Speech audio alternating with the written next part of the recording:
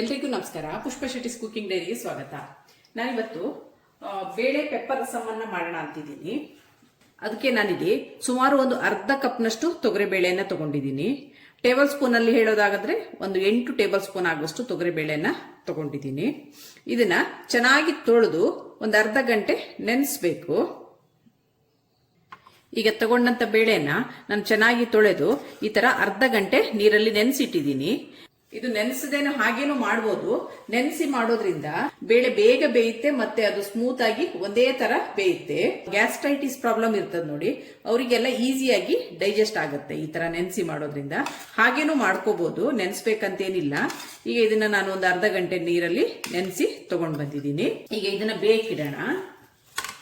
ಅದಕ್ಕೆ ನಾನಿಲ್ಲಿ ಒಂದು ಕುಕ್ಕರ್ ಅನ್ನ ತಗೊಂಡಿದ್ದೀನಿ.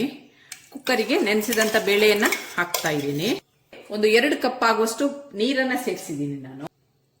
ಒಂದು 2 ಮೀಡಿಯಂ ಗಾತ್ರದ ಟೊಮೆಟೊವನ್ನ ಚೆನ್ನಾಗಿ ತೊಳೆದು ಕಟ್ ಮಾಡ್ಕೊಂಡು ಬಂದಿದ್ದೀನಿ. 2 ಮೀಡಿಯಂ ಗಾತ್ರದ ಟೊಮೆಟೊವನ್ನ ಹಾಕ್ತಾ ಇದ್ದೀನಿ.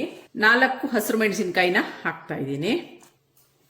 1 ಗರಿ ಕರಿಬೇವಿನ ಎಲೆಯನ್ನ ಹಾಕ್ತಾ ಇದ್ದೀನಿ. ಒಂದು 1/4 ಟೀ ಸ್ಪೂನ್ ಆಗುವಷ್ಟು ಹಳದಿನ ಹಾಕ್ತಾ ಇದ್ದೀನಿ.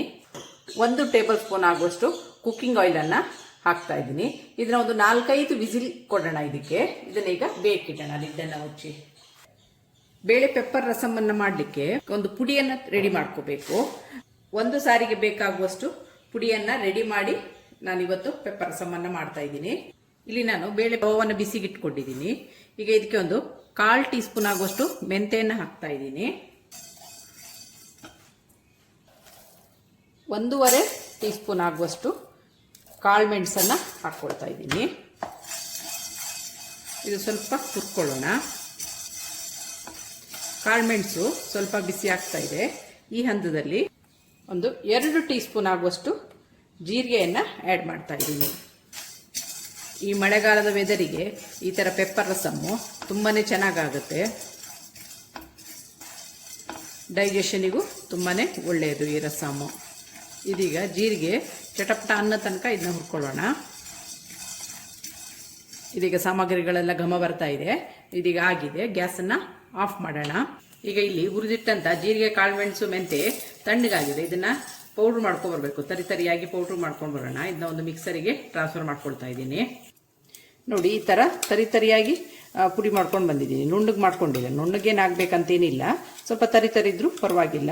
ಇದು ಕುಟಾಣಿಯಲ್ಲಿ ಕುಟ್ಟಿ ಮಾಡಿದರೆ ರುಚಿ ಚೆನ್ನಾಗಿರುತ್ತೆ. ನಾನಿಲ್ಲಿ ಸಣ್ಣ ಮಿಕ್ಸರ್ಗೆ ಹಾಕಿ ಪೌಡ್ರನ್ನ ಮಾಡ್ಕೊಂಡು ಬಂದಿದ್ದೀನಿ. ಬೇಳೆ ಕುಕ್ಕರ್ ತಣ್ಣಗಾಗಿದೆ. ಬೇಳೆ ಚೆನ್ನಾಗಿ ಬೆಂದಿದೆಯಾ ನೋಡೋಣ. ಬೇಳೆ ಚೆನ್ನಾಗಿ ಬೆಂದಿದೆ. ಇದನ್ನ ಸ್ವಲ್ಪ ಚೆನ್ನಾಗಿ ಸ್ಮ್ಯಾಶ್ ಮಾಡ್ಕೊಳ್ಳೋಣ ಸ್ಮ್ಯಾಶರಲ್ಲಿ. ನೆನೆಸಿ ಬೇಯಿಸಿರೋದ್ರಿಂದ ಸೌಟಲ್ಲೇ ಮಾಡ್ಕೋಬೋದು. ನಾನಿಲ್ಲಿ ಸ್ಮ್ಯಾಶರಲ್ಲಿ ಮಾಡ್ಕೊಳ್ತಾ ಇದ್ದೀನಿ. ಈಗ ಇಲ್ಲಿ ಬೇಳೆ ಮಸ್ತಾಗಿದೆ. ಈಗ ಇದಕ್ಕೊಂದು ಒಗ್ಗರಣೆಯನ್ನು ಕೊಡಬೇಕು. ಇದು ಒಗ್ಗರಣೆಗೆ ಏನೇನು ಬೇಕಂತ ನೋಡೋಣ.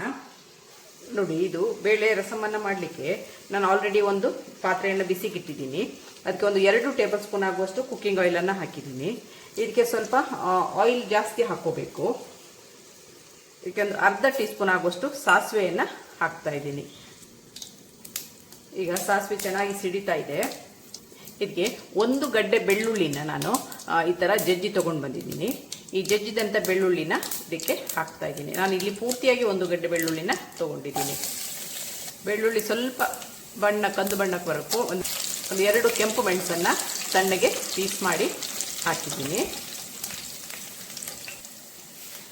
ಈಗ 1 ಕರಿಬೇವನ್ನು ಹಾಕ್ತಾ ಇದ್ದೀನಿ. ಒಂದು 2 ಚಿಟಿಕೆ ಆಗುವಷ್ಟು ಇಂಗನ್ನ ಹಾಕಿದ್ದೀನಿ.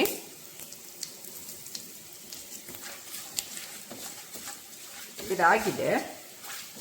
ಈಗ ನಾವೇನು ಬೇಳೆನ ಬೇಯಿಸಿಟ್ಕೊಂಡಿದ್ದೀವಿ, ಈ ಬೇಳೆನ ಸಮೇತವಾಗಿ ಹಾಕ್ತಾ ಇದ್ದೀನಿ. ಈ ತಿಳಿಸಾರು ನೀರಾದಷ್ಟು ಚೆನ್ನಾಗಾಗುತ್ತೆ. ಇದಕ್ಕೆ ಸ್ವಲ್ಪ ನೀರನ್ನು ಸೇರಿಸ್ತಾ ಇದ್ದೀನಿ. ನೋಡಿ, ನಾನು ಈ ಹದದಲ್ಲಿ ಮಾಡ್ಕೊಂಡಿದ್ದೀನಿ. ಈ ಥರ ನೀರಾಗಿ ಮಾಡ್ಕೊಂಡಿದ್ದೀನಿ. ಇದೀಗ ಚೆನ್ನಾಗಿ ಕುದಿಲಿ.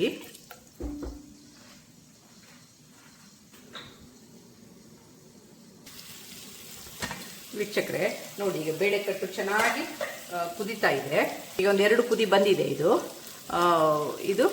ಈಗ ಇದಕ್ಕೆ ಈ ಹಂತದಲ್ಲಿ ನಾವೇನು ಪೌಡ್ರ್ ಮಾಡಿ ಇಟ್ಕೊಂಡಿದ್ದೀವಿ ಈ ಪೌಡ್ರನ್ನ ಪೂರ್ತಿಯಾಗಿ ಹಾಕ್ತಾ ಇದ್ದೀನಿ. 50 ಗ್ರಾಂ ಬೇಳೆಗೆ ಇಷ್ಟು ಪುಡಿ ಬೇಕಾಗುತ್ತೆ.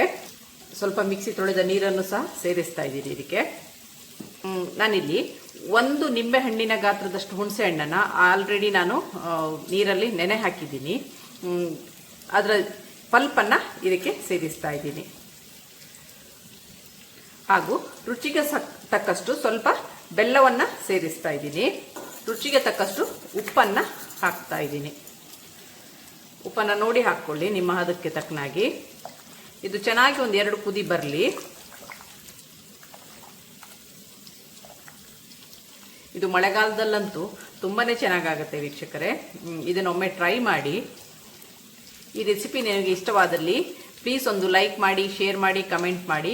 ಸಬ್ಸ್ಕ್ರೈಬ್ ಆಗಿಲ್ಲ ಅಂದರೆ ಸಬ್ಸ್ಕ್ರೈಬ್ ಆಗಿ, ಹಾಗೂ ನಿಮ್ಮ ಫ್ಯಾಮಿಲಿ ಮತ್ತು ಫ್ರೆಂಡ್ಸ್ಗಳ ಜೊತೆನೂ ಹಂಚಿಕೊಳ್ಳಿ. ಇದೊಂದು 2 ಕುದಿ ಬರಲಿ. ಈ ಸಾರು ನೀರಿದ್ದಷ್ಟು ಚೆನ್ನಾಗಾಗುತ್ತೆ, ಯಾಕಂದರೆ ಈ ಪುಡಿ ಮೆಂತೆ ಎಲ್ಲ ಹಾಕಿರೋದ್ರಿಂದ ಮತ್ತೆ ಸ್ವಲ್ಪ ದಪ್ಪ ಬರುತ್ತೆ ಇದು. ಆದ್ದರಿಂದ ನಿಮಗೆ ಬೇಕಾದಷ್ಟು ತೆಳ್ಳಗೆ ಮಾಡ್ಕೊಳ್ಳಿ. ಒಂದು 50 ಗ್ರಾಂ ಬೇಳೆಯಲ್ಲಿ ಈ ಥರ ರುಚಿಯಾಗಿ ಮನೆ ಮಂದಿ ಎಲ್ಲ ತಿನ್ನುವಂಥ ರಸಮ್ಮು ರೆಡಿ ಮಾಡ್ಕೋಬೋದು. ನಾನು ಹಾಕಿದ ಪುಡಿಯನ್ನು ಎಲ್ಲವನ್ನ ಸೇರಿಸಿದ್ದೀನಿ ಇದಕ್ಕೆ, ಯಾಕಂದರೆ 50 ಗ್ರಾಂ ಬೇಳೆಗೆ ಅಷ್ಟು ಪುಡಿ ಬೇಕಾಗತ್ತೆ. ಈಗ ಒಮ್ಮೆ ಉಪ್ಪನ್ನು ನೋಡ್ಕೊಳ್ಳಿ, ಉಪ್ಪು ಕರೆಕ್ಟ್ ಆಗಿದೆಯಾ ಅಂತ.